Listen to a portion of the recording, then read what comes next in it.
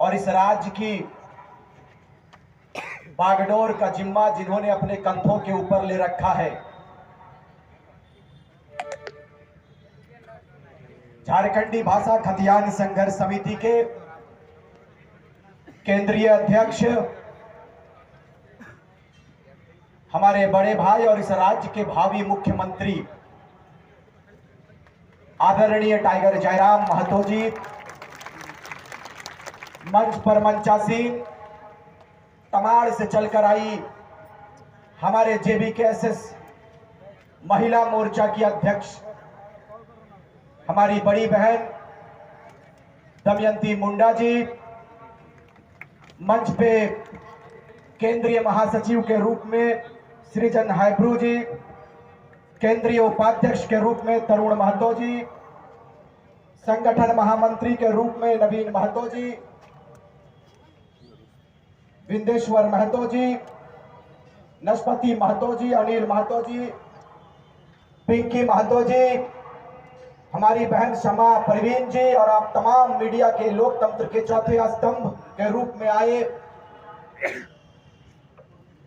और हमारे पुलिस के कर्मी, अब तमाम लोग इस पूरे ऐतिहासिक धरती में अपने अपने बहुमूल्य समय को देने के लिए आए और ऐतिहासिक पन्नों में अपने नाम को दर्ज करने के लिए आए। मैं हृदय से आभार व्यक्त करता हूं, धन्यवाद करता हूं, सबको क्रांतिकारी झारखंडी जोहार करता हूं।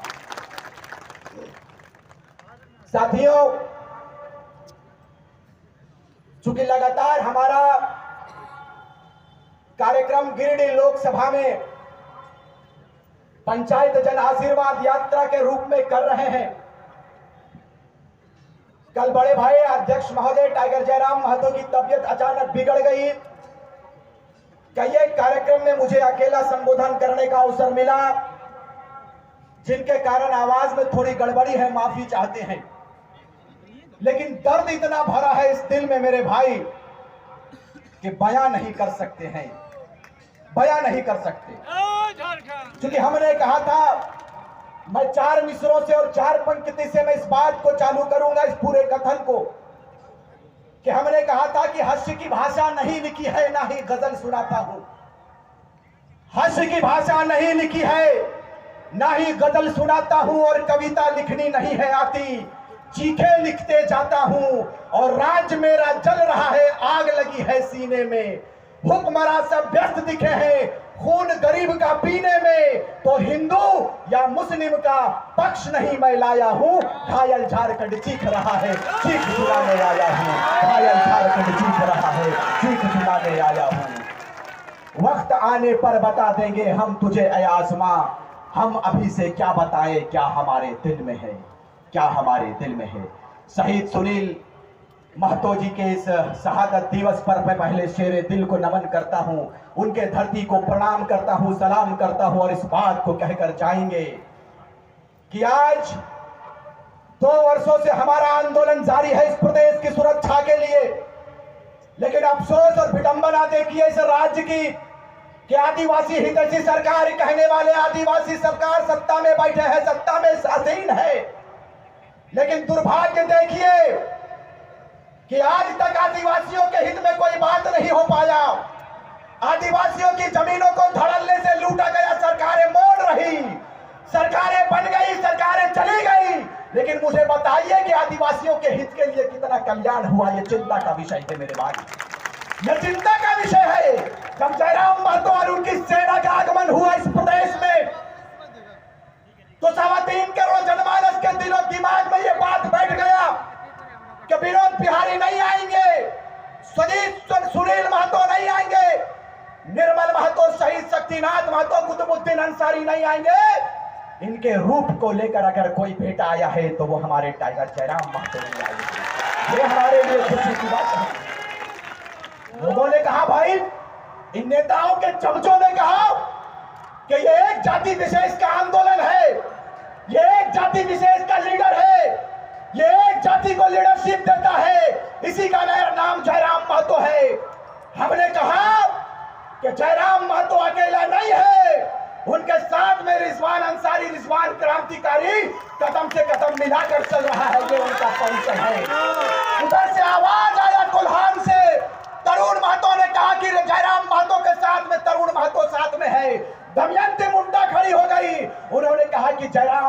के साथ दमयंती मुंडा आदिवासी परिवार की बेटी खड़ी है। कोई से एक जाति का आंदोलन ना करे, मैं ना कहे मेरे भाई। अरे क्यों नहीं कहेंगे? ये टाटा कंपनी और ये इलेक्ट्रो स्टील और ये बीसीसीएल सीसीएल हमारे जमीनों पर बना है। लेकिन आप मुझे बताइए, आज आपके बेटों को नौकरी पर कितना बेनिफिट मिलता है, नौकरी पर कितना प्राथमिकता जाता है, ये चिंता का विषय है। मैं सुन रहा था अपने बड़े भाई के मीडिया कॉन्फ्रेंस में, वो बता रहे थे कि स्थानीय एसएसपी की धर्मपत्नी किसी बड़े पद पर पदस्थापित है। अब बताइए, बाहर के लोगों के लिए ये पद खाली हो जाता है, लेकिन जैसे ही समा परवीन की बात आती है, जैसे ही दमयंती मुंडा की बात आती है, वैकेंसीज फुल हो जाता है। भाई, जमीन मेरे बाप का है, ये धरती हमारा है, लेकिन आज तक हमें अधिकार नहीं मिल गया। इसी की लड़ाई है मेरे भाई। यह किसी आदिवासी की लड़ाई नहीं है, किसी मुस्लिम की लड़ाई नहीं है। हमने कहा है कि हम कल के बेटे थे, कल के बच्चे थे, छात्र थे, हमें बोलना भी नहीं आता था महोदय, लेकिन हमें दर्द ने बोलना सिखा दिया, हमें तकलीफ ने बोलना सिखा दिया। इतने दुखों को हमने करीब से देखा, सुनील महतो की मां को करीब से देखा, हमारी आंखें नम हो गई। कहां चला जाता है हुक्मरान?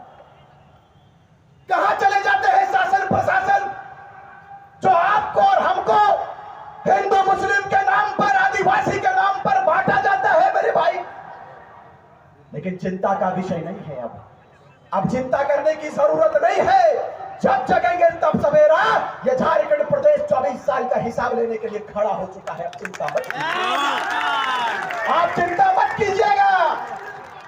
आपको बताते चले कम समय में, क्योंकि आप जिनको सुनने के लिए इतने समय से कड़ी धूप में इस टाटा की धरती में आपने अपने बहुमूल्य के समय को दिया है, आप उसे बगौर सुनेंगे।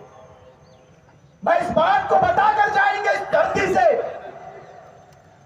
इस लोह नगरी से इस बात को कहकर जाएंगे कि थोड़ा सा हुक्मरानों को यह लगता नहीं है कि जिन आशा उम्मीद के साथ में आपको शीर्ष दिया इस प्रदेश के लोगों ने, इस राज्य के लोगों ने आपको सिंहासन दिया श्रीमान, लेकिन आपने इस प्रदेश को क्या दिया है, यह चिंता का विषय है। जैसे ही दुमका सीट की बात आती है, वैसे ही उसका भाई बसंत सोरेन खड़ा हो जाता है। यही तस्वीर है उनकी, यही तस्वीर है उनकी। जानना चाहते हैं 4 तारीख का वो काला दिन, जब शेरे झारखंड, शेरे दिल, वो बाघ सा चेहरा, वो पारसनाथ पहाड़ जैसा शरीर, सुनील महतो के सीने के ऊपर छर्रा मार दिया जाता है, गोलियों की बौछार कर दी जाती है, कंपनियों के षड्यंत्रकारियों के द्वारा, बड़े बड़े नेताओं के द्वारा बुलाकर सीने में गोलियां मार दी जाती है। आज तक उस पर एनआईए जांच क्यों नहीं बैठा? आपने कहा था कि हमारी बहुमत की सरकार आएगी, हम इस पर एनआईए जांच बैठाएंगे, क्यों नहीं जांच बैठाया श्रीमान? हमने कहा था कि आपका दिल नहीं है क्या? एक मां के दिल को करीब से जानने के लिए कितने नेता पहुंचते, मुझे बताइए, बताइए मुझे यह भी सुनने में आया, अपने कार्यकर्ताओं के द्वारा मुझे यह भी सुनने में आया कि किसी एक पार्टी के द्वारा किसी विशेष जगह पर यदि सुनील महतो की जो मां है उनको ले जाने की बारी आती है, तो वो राजनीतिक दल आलोचना करते हैं, राजनीतिक दल भेड़ियां लगाने का काम करते हैं हमारे नौजवानों के, और पाबंदी बताते हैं कि सुनील महतो की मां को लेकर नहीं आना है। ये तस्वीर है जिस शहीद ने, जिस शेरे दिल ने इस राज्य के लिए अपने लहू को दिया है, उसके मां के साथ इतना बड़ा अपमान। इस दिन के लिए राज्य का विभाजन हुआ था। मैं कंपनियों के दलाल को इस बात को बताकर जाऊंगा आज इस धरती से कि यह आपके पिताजी का सजोया हुआ झारखंड नहीं है। इस झारखंड के लिए 88,000 शहीदों ने शहादत दिया है, तब जाकर इस राज्य की तस्वीर बनी है। यदि यह कोई कहता है कि यह राज हमें खैरात में मिला है, तो बता देना चाहते हैं कि यह राज खैरात में नहीं मिला है। इस राज्य के लिए हमारे वीरों ने अपनी कुर्बानी को देने का काम किया है, तब इस राज्य की तस्वीर बनी।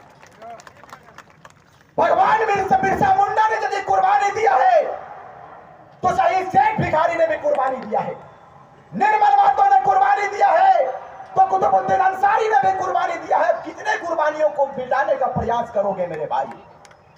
और आज झारखंड नवनिर्माण की बात यदि हम लोग करते हैं तो जहां जयराम महतो के बलिदान की बारी आएगी, सीना खोलकर उसका भाई रिजवान अंसारी खड़ा रहेगा शहादत देने के लिए। यह हमारा परिचय, यह झारखंड की तस्वीर है। हमने कहा था कि हम वो मुल्क से संबंध रखते हैं जिसे सोने की चिड़िया कही जाती है, और हम उस प्रदेश के निवास करने वाले झारखंडी हैं जो पूरे विश्व के मानचित्र में इस मानचित्र झारखंड के मानचित्र का विशेष स्थान है। सिकंदर के शमशीर में वो ताकत नहीं था, सिकंदर के फौज में वो फौलाद नहीं था कि भारत के एक भी कंकड़ के माथे पर विराजमान हो पाए। अरे उतना तो छोड़िए, पूरी दुनिया के दौलत में वो ताकत नहीं था कि भारत से एक निकला हुआ हीरा, एक निकला हुआ पत्थर जिसे हम कोहे नूर कहते हैं, पूरी दुनिया में कोई ऐसी दौलत की ताकत नहीं थी उस पत्थर को खरीद सके, उस पत्थर को खरीद सके। तभी अल्लामा इकबाल ने कहा था कि यूनानो मिस्र रोमा सब मिट गए जहां से, यूनानो मिस्र रोमा सब मिट गए जहां से। और उन हुक्मरानों से भी जानना चाहते हैं जो लगातार जयराम महतो के ऊपर और उनकी पूरी फौज के ऊपर टीका टिप्पणी करवाते हैं अपने चेले चमचों से।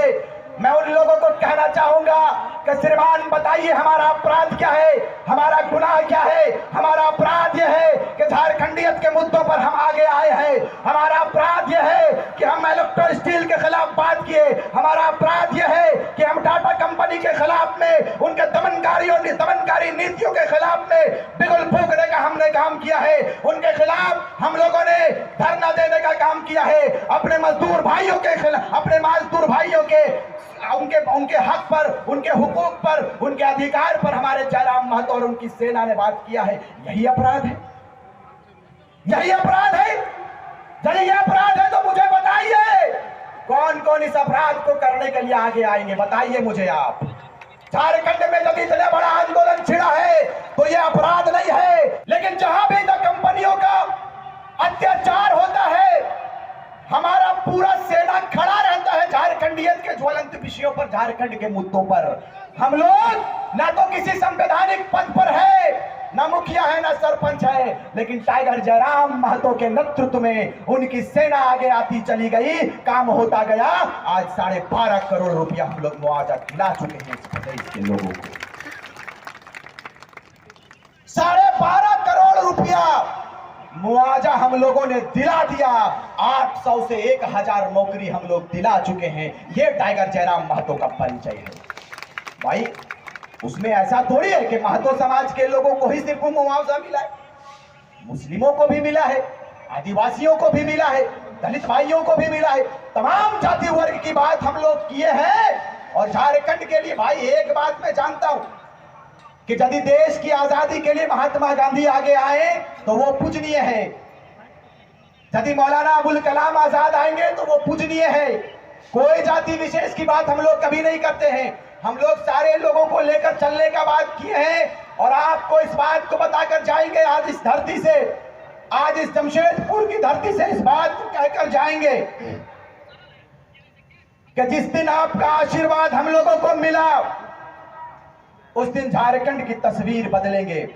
और इस रूप में तस्वीर बदलेंगे कि ये अपराधी किस्म के नेता और ये दलाल किस्म के अगुवाकारी नेता कभी तसव्वुर में भी नहीं सोचा होगा। हम लोगों को कभी ये शौक नहीं लगा था, हम लोगों ने ये कभी नहीं कहा था कि हम लोग विधायक बनेंगे। हम लोग कभी इस बात की पुष्टि नहीं किया था हम लोगों ने कि हम एमपी का चुनाव लड़ेंगे, हम लोकसभा का चुनाव लड़ेंगे, हम विधानसभा का चुनाव लड़ेंगे। नियति की ये देन थी कि टाइगर जयराम महतो को विनोद बिहारी के रूप में लेकर आया है। ये उनका परिचय है कि बिना किसी पद पर रहे 12 करोड़ रुपए का मुआवजा दिला दिया है। ये बंदा जैसे ही दिल्ली कुछ करेगा आपके आशीर्वाद से, इनकम आसान नहीं ना हो रही है, इन कंपनियों के दलाल और कंपनियों के अफसर के पॉइंट में यदि 1 नंबर नहीं कर दिए तो राजनीतिक से संन्यास करवा देंगे। तैयारी हमारी, समय मुझे इसकी इजाजत नहीं देती है कि मैं तफसील पूर्वक बात को रखूं। इंशाअल्लाह फिर बात होगी तो आपके बीच में नाचीज की हाजिरी होगी। बस कम समय में सिर्फ इस बात को कहकर जाएंगे कि भूमि अधिग्रहण अधिनियम 2013 ये साफ साफ कहती है कि जमीन जिसकी है अधिकार उनका होना चाहिए। यदि उनकी इजाजत नहीं होती है तो कोयले का एक छटाक भी आप उठाकर नहीं ले जा सकता है, ये आपका कानून कहता है। कहां गया आपका कानून? CNT-SPD एक्ट की बात करने वाले आज रांची चले जाइए, जमशेदपुर में आप देख लीजिए, रांची चले जाइए, दमयंती मुंडा जी आई हुई है, पूछ लीजिएगा SC/ST की जमीनों को किस रूप में धड़ल्ले से लूटा जा रहा है। रांची में एक भी जमीन खाली नहीं है। किनका जमीन था? आदिवासियों की जमीन था, मूलवासियों का जमीन था, लूट लिया गया। छात्र पर कोई बात नहीं करता है, पेपर लीक पर यदि जयराम माको मुखर होकर बात करते हैं तो फर्जी केस डालने का काम करता है। यही राज्य का पहचान है, यही राज्य के मुखिया का परिचय है। हम लोग दिल्ली की बात किए हैं, दिल्ली की तैयारी हम लोग करेंगे और बेहतर रूप से हम लोग तैयारी के लिए लगे हैं। आप आशीर्वाद देने का काम करेंगे। आशीर्वाद जिस दिन आपका लगा उसी दिन इंशाअल्लाह ताला इतिहास रचेंगे और बेहतर रूप से इतिहास रचेंगे। बहुत बहुत धन्यवाद, आपने इतने समय से हमारा इंतजार किया।